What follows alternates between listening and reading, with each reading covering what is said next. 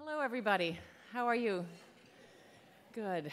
It's wonderful. It's really wonderful to be here. I have to say, I admire the work you all do very, very much.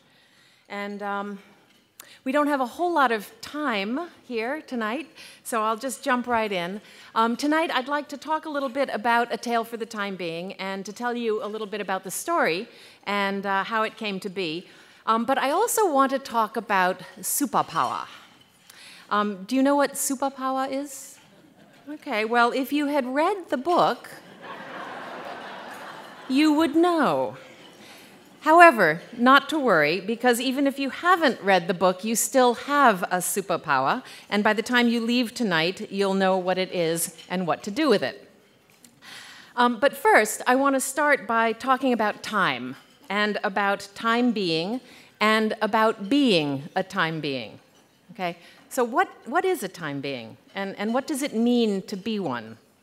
Well, the phrase first caught my attention back in 2002 when I was reading an essay by a 13th century Zen philosopher named Dogen Zenji. And I just want to interrupt myself now and say that normally I'd never start a conference talk with comments about a 13th century Japanese Zen philosopher. But I know that you're all in higher education, right? And you're involved with choosing books for first-year college students, so you know how smart and eclectic they are. And you know how willing they are to be challenged. They never seem to mind when I throw in a little Dogen, and so I figured you wouldn't either. So, old Zen master Dogen wrote some very beautiful and poetic and very perplexing essays about time. And one of these essays was called Uji, which in English means time being. And this phrase kind of stuck in my mind.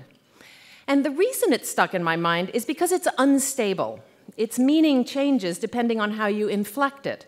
If you emphasize the second word, time being, then it means temporarily or for now. But if you emphasize the first word, time being, then it suggests a being, like a human being or an alien being, kind of like an entity made up of time, kind of like the Time Lords in Doctor Who. I'm a big Doctor Who fan. And as I was reading Dogen's essay, every time I came across this phrase, for the time being, I'd stumble on it, sometimes reading it one way, for the time being, and sometimes another way, for the time being. It felt like the words were refusing to settle, like they had a will or spirit of their own that was wanting to come to life. I think ideas are like this. Ideas are living things, and language is a living thing too. And like a living thing, this time being took up residence in my mind. It kind of burrowed into my brain and made itself at home and went to sleep there.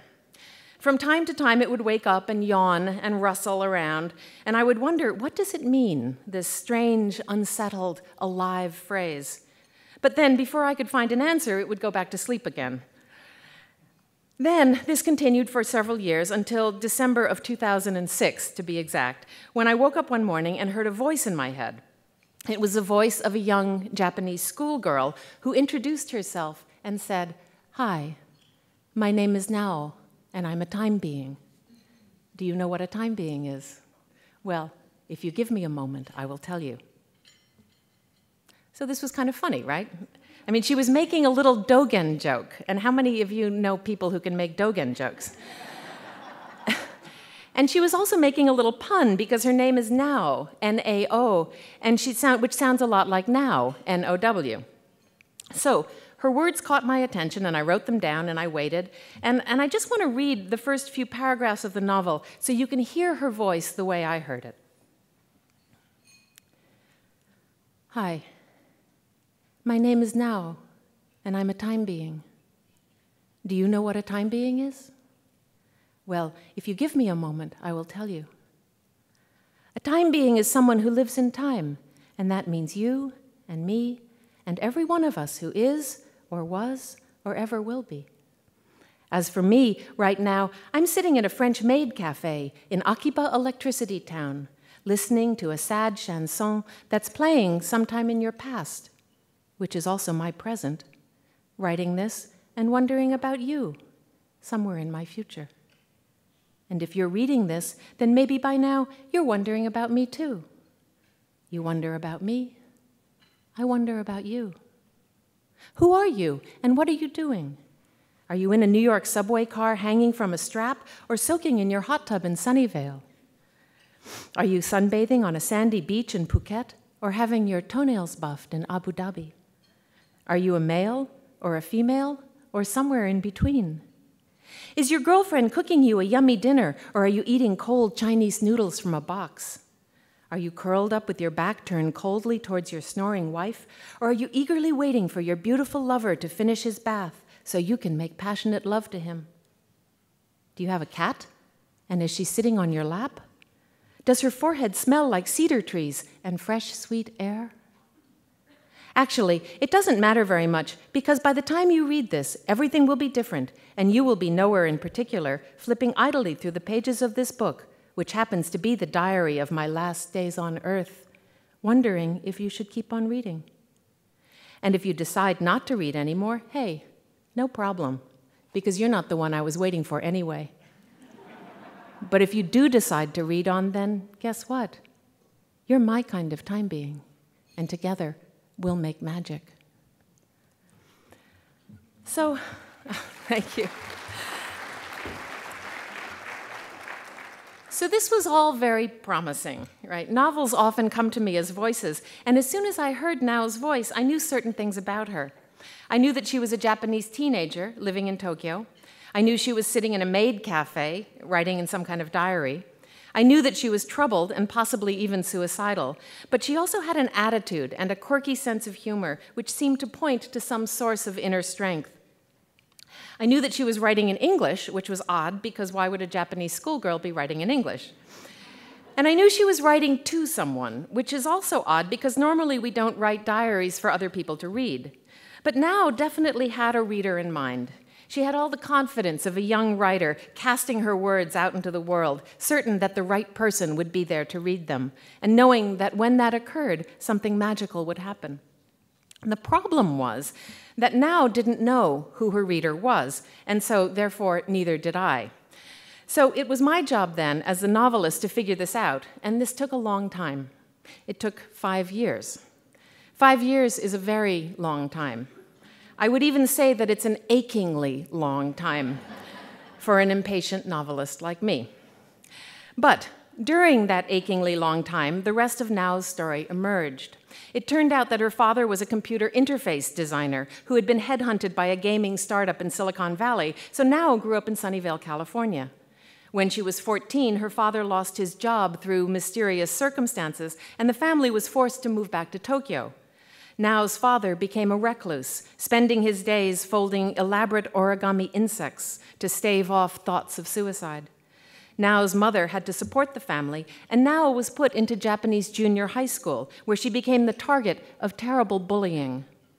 The bullying got so bad, she felt that she had no choice but to commit suicide. But before she ends her life, she's determined to do one last act of redemption, to tell the fascinating life story of her 104-year-old great-grandmother, who is a Zen Buddhist nun. Now, I should mention that old Jiko is not just any 104-year-old Zen Buddhist nun. She's a 104-year-old anarchist feminist Zen Buddhist nun. And old Jiko is Nao's only friend and really the only reliable adult in her life. So, Nao sets out to write down old Jiko's fascinating life story in the pages of her diary, but of course, being a 16-year-old, she finds her own life far more fascinating, and she keeps getting distracted. Meanwhile, on the far side of the Pacific Ocean, on a remote island off the coast of Canada, Nao's diary washes up on the beach, where it's discovered by a reader. The perfect reader, as it turns out, whose name, coincidentally, is Ruth. Ruth assumes that the diary is part of the debris field that got washed out to sea after the 2011 Japanese earthquake and tsunami. She starts to read Nao's diary and becomes obsessed with the girl's life, determined to discover her fate. So there's a lot of other stuff in A Tale for the Time Being, too. Everything from quantum many-worlds to kamikaze pilots, 9/11 and climate change, manga and maid cafes, ocean gyres, ghosts, and Fukushima fallout. But unfortunately, we don't have time for all of this because I want to end by talking a little bit more about old Jiko and about superpower. Old Jiko knows about the bullying, and she decides that now needs a coping strategy. She needs some power, some true power, like a superpower. Only, of course, old Jiko doesn't speak English very well, so when she pronounces it, it's more like superpower. Okay. Actually, it's more like superpower. And what she's talking about here is the power of Zen meditation. And this is what she teaches her great-granddaughter, how to sit zazen. So, what is meditation and why is it a superpower? Well, it's really quite simple. You just sit still and let your attention rest on your breath, and this allows you to relax and settle. Thoughts come and go, which is only natural and no big deal. You just notice them and let them go and return to your breath. You could say that meditation is just this, the practice of return, over and over again, to your breath, to yourself, and to your being. And this is actually Dogen Zenji's teaching of meditation too. The point isn't to achieve some kind of blissed out transcendental state. I mean, that might happen, and it's nice if it does, but that's not what it's about. It's much more ordinary than that. We're simply training ourselves to be awake and present now, so that we can fully experience the feeling of being alive, in time, in a minute and granular way. The reason old Jiko calls it a superpower is because when you practice like this over time, you develop a powerful sense of confidence and faith in yourself. You also develop a powerful capacity for patience, which is an undervalued virtue in our hyperactive culture. And finally, you develop the power to listen and to pay attention to those quiet little voices that are alive inside you, whispering and shuffling around. If you learn to listen and really pay attention, you'll catch what they say. If you're not listening, if you're checking your email or binge-watching Game of Thrones, that would be me, the voices will just give up and go to sleep again. They don't really care one way or the other. So, self-confidence, faith, patience, the ability to listen to your intuition and to pay attention. These are some of the rewards of old Jiko's superpower. And I think you'll agree that everyone can benefit from them, including impatient novelists and incoming first-year college students. Actually, let's make that especially impatient novelists and incoming first-year college students. So I'd just like to take a moment now to tap into this superpower. And I know this is an unusual thing to do at a dinner party, but just bear with me, okay? It's really easy, and I think you'll enjoy it. So are you game for this? Okay, good. Okay, so first of all, just put down anything that you're holding in your hands, okay? Notebooks or forks or anything else. And then uncross your legs and plant your feet firmly on the floor. And then sit up straight, so you're really holding yourself upright. Good. And when you're ready, just sitting up straight, good. When you're ready, just close your eyes. Okay. And take a moment now to just notice the way that your attention is turning inward. And then let that awareness just move gently through your body, just checking for any spots of tension. Okay. And if you notice any places where you're feeling tense, just take a deep breath and relax them. We hold a lot of tension in our faces, in our foreheads, jaws, our necks and shoulders, our stomachs. So just take a moment and take a deep breath and just relax and let any tension go.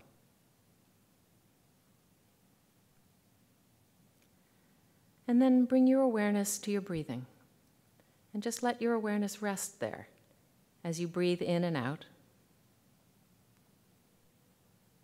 And if you notice any thoughts arising, just let them go and return your attention just very gently to your breath. It's just this gentle awareness and enjoyment of being in time. And we'll sit like this for another few moments.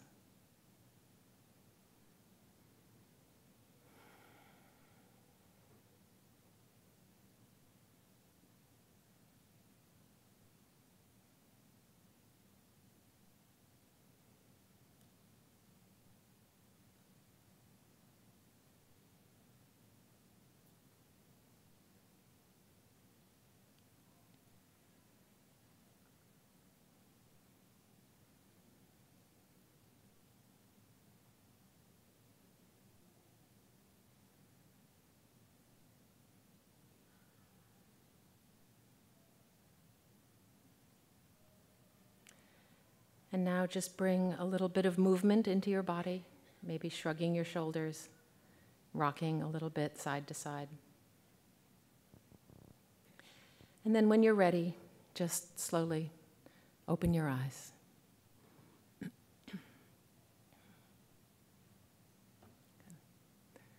Nice. So how was that? Did that feel good? Good. Okay. Thank you. I didn't do anything. Neither did you. That's what's so great about it. So I just want to conclude by saying thank you all for your time and for your attention, and also just for all of the hard work that you're doing. I know what a big job it is to put together these first-year experience programs, and I think that it's really one of the most important types of events that you can do. One of the most important experiences that you can do. It's important not just for the students, but also for writers and also for the entire world. By bringing students together with books, you too are making something magical happen. And I really, on behalf of everyone, I really thank you for this work. Thank you.